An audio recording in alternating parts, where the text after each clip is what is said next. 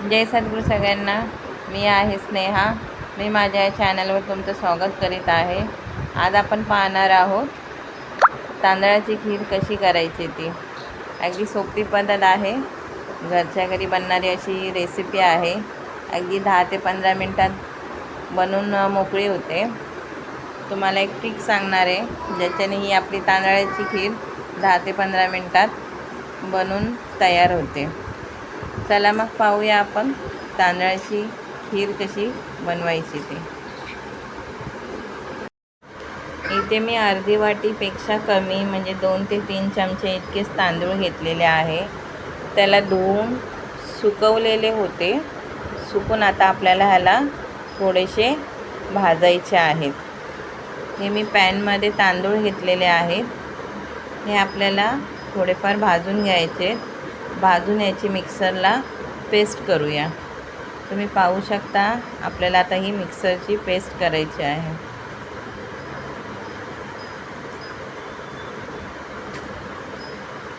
ही मी इतकी थोडी जाडसर ठेवली, जास्त पण पावडरसारखी केलेली नाही आहे.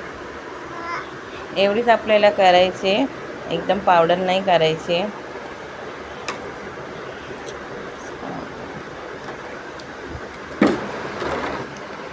मग असे आपण जे तांदळासाठी पॅन घेतलेला त्याच पॅनमध्ये मी आता काही ड्रायफ्रूट्स फ्राय करणार आहे तुपामध्ये. हे आपले ड्रायफ्रूट्स आहे. हे आपण फक्त थोडेसे शॅलो कलर येईपर्यंत आपल्याला फ्राय करायचे. तुम्हाला हवं असेल तर तुम्ही असंही वरून सोडू शकता. पण ड्रायफ्रूट्स आपण फ्राय करून घेतल्याने आपल्या जे क्रंचपणा येतो खिरीला, तो खाताना खूप छान लागतो. त्याच्यामुळे आपल्याला हे ड्रायफ्रूट्स अगदी 2 ते 3 मिनटंच आपल्याला ह्याला तुपामध्ये भाजून घ्यायचे आहेत. तुम्ही पाहू शकता इथे आपले रेडी झालेले आहे ड्रायफ्रूट्स.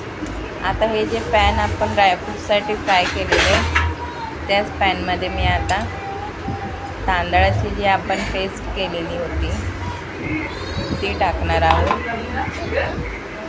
ह्याला पण आपल्याला तुपामध्ये फ्राय करून घ्यायची. तयारी करा. तुम्हाला जर तांदळाची पेस्ट ही फ्राय करायची नसेल तर तुम्ही डायरेक्टली टाकू शकता. कारण का आपण ह्याला धुवून वगैरे सुकवलेली, त्याच्यामुळे आपल्या काय फ्राय करायची गरज नाही.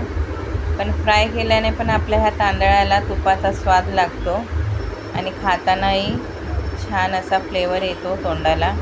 म्हणून आपल्याला ह्याला फ्राय करून घ्यायचं आहे तांदळाच्या पेस्टला. तांदूळ हा तुम्ही बासमतीही घेऊ शकता. जे आपल्या बासमती तांदळाला जे स्मेल येतात उकळताना, तांदूळ उकळवतो तेव्हा आपल्या जे स्मेल येतात तेही तांदूळ तुम्ही घेऊ शकता. या बासमती तुकडा देखील घेऊ शकता. इथे आपले फ्राय झालेले होते तांदळाची पेस्ट. त्याच्यात आता मी अर्धा लिटर इतकं दूध टाकणार आहे.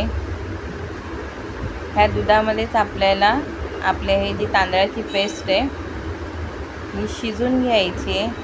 अगदी 5 ते 7 मिनटापर्यंत आपली ही शिजून मोकळी होणार आहे.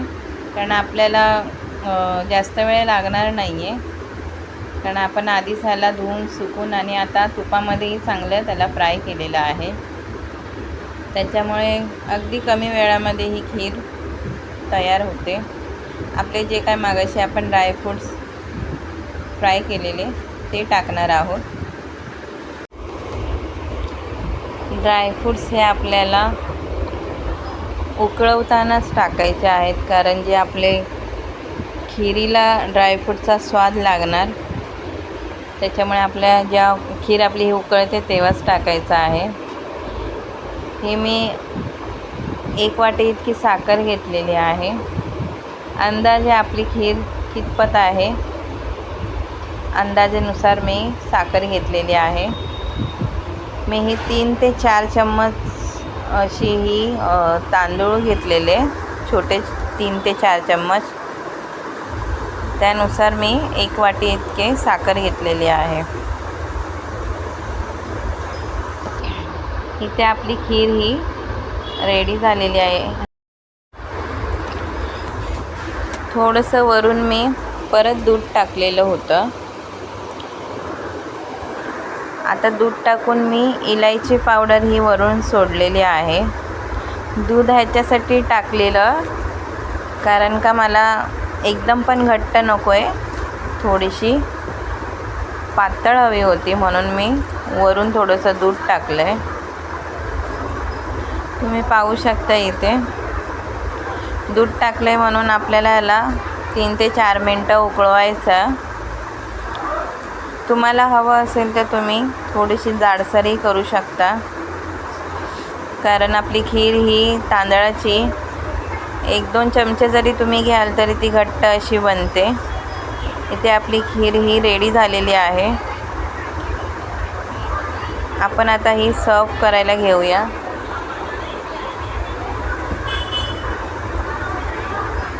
अगदी सोप्या पद्धतीमध्ये घरच्या घरी आपण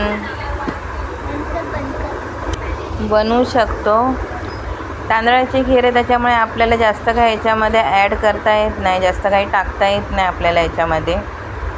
घरच्या घरी काही आपलं प्रोग्राम वगैरे असेल या सणासुदीला आपण करून खाऊ शकतो. रेसिपी आवडली असेल तर सबस्क्राईब नक्की करा.